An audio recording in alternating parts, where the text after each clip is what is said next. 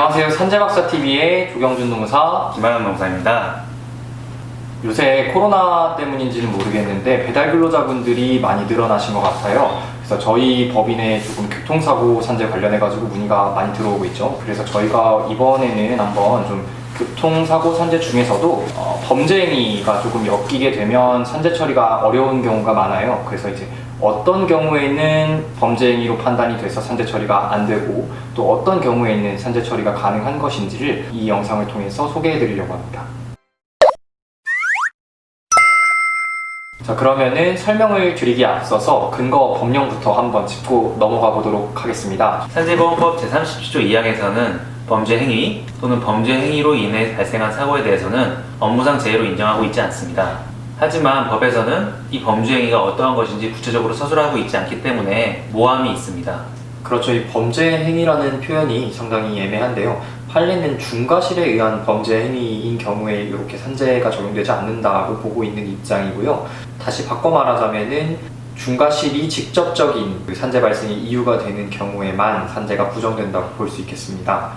그렇다면 이 중과실에 의한 범죄 행위가 직접적인 원인이 아닌 경우에는 업무상 재해로 인정될 수 있다는 말씀이신가요?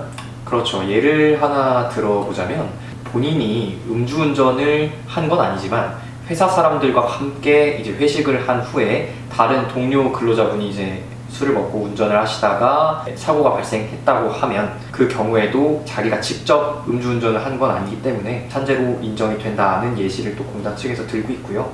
그리고 만약에 이제 설사 본인이 음주운전을 했다고 하더라도 음주운전 때문에 사고가 난 게 아니라 빨간불에 정차를 하고 있는데 뒤에서 오는 차가 이제 들이받았다. 이런 경우에는 원인이 음주에 있는 것이 아니라 뒷차에 있기 때문에 이 경우에도 산재 처리가 가능합니다. 지금부터는 법령 위반으로 인해 발생한 사고에 대한 업무상 재해 인정 여부에 대해서 조금 더 구체적으로 알아보겠습니다. 첫 번째로는 도로교통법 위반으로 인해 사고가 발생한 경우에 대해서 알아볼 텐데요. 실제로 저희가 이 법령 위반과 관련하여서 산재 상담을 많이 받아보면 그 중에 대다수는 12대 중과실에 관한 것입니다. 현재 공단에서는 이 12대 중과실에 대해서는 업무상 재해를 인정하지 않고 있습니다. 다만 12대 중과실이 발생했더라도 사고 회피 등 불가피한 사유가 있는 경우에는 업무상 재해로 인정하고 있습니다. 예를 들어 반대편 차량이 중앙선을 침범하여 돌진해 온다거나 앞차가 급정거를 해서 이를 피하기 위해서 핸들을 틀다가 사고가 발생한 경우에는 이를 업무상 재해로 인정하고 있습니다. 12대 중과실 이외의 이유로 뭐 사고가 발생한 경우에는 발생 경위나 뭐 당시의 여러 가지 사정 같은 거를 한번 조사를 해서 경과실인지 중과실인지 판단하고 넘어간다고 하니까 이런 부분 같은 경우에는 뭐 간단하게 참고하고 넘어가 주시면 될 것 같고요. 뭐 무단횡단 같은 경우도 솔직히 조금 많잖아요. 그런 경우에도 산재 처리가 되나요? 예, 무단횡단 같은 경우에도 상황을 고려해 봤을 때 충분히 그 상황에서 어떤 도로의 상황이라든지 무단횡단을 한 이유 이런 걸 고려해서 경과실인지 중과실인지를 판단해서 업무상 재해 여부를 판단하는데요. 단적인 예로 8차선에서 예를 들어서 무단횡단을 한다면 이건 누가 봐도 중과실로 인정이 되겠죠. 두 번째로는 저희가 폭력행위 처벌법에 위반한 경우 산재가 되는지를 한번 검토를 해보겠습니다. 폭행의 경우에는 원칙적으로는 고의나 중과실로 좀 산입이 돼서 산재 처리가 안 되는 게 맞는데요. 일정한 경우에는 업무 관련성 같은 걸 판단해서 산재로 처리가 되는 경우도 존재합니다.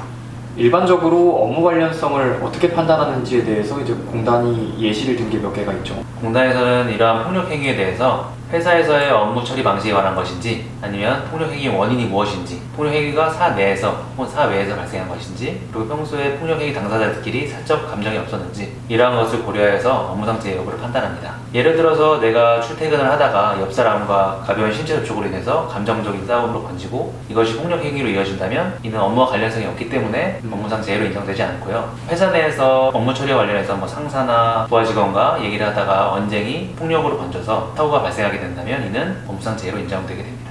마지막으로 경범죄 처벌법 위반 행위와 관련한 사고를 어떻게 산재 처리할 수 있는가를 간단하게 언급해 볼 수 있겠는데요. 경범죄 처벌법에 해당하는 경범죄 같은 경우에는 일반적으로 고의나 조금 과실로 발생한 것이 아니라면 경과실로 처리가 되어서 산재 처리에 큰 지장은 없게 됩니다.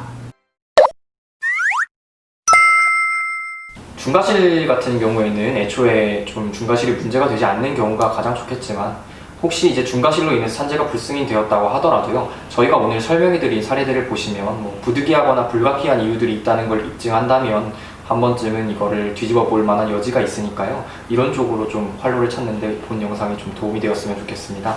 앞으로 혹시 궁금한 점 있으시면 추가적으로 댓글로 남겨주시면요, 저희가 답변 드릴 테니까, 네, 궁금한 점 있으시면 아래에 댓글 부탁드립니다. 감사합니다.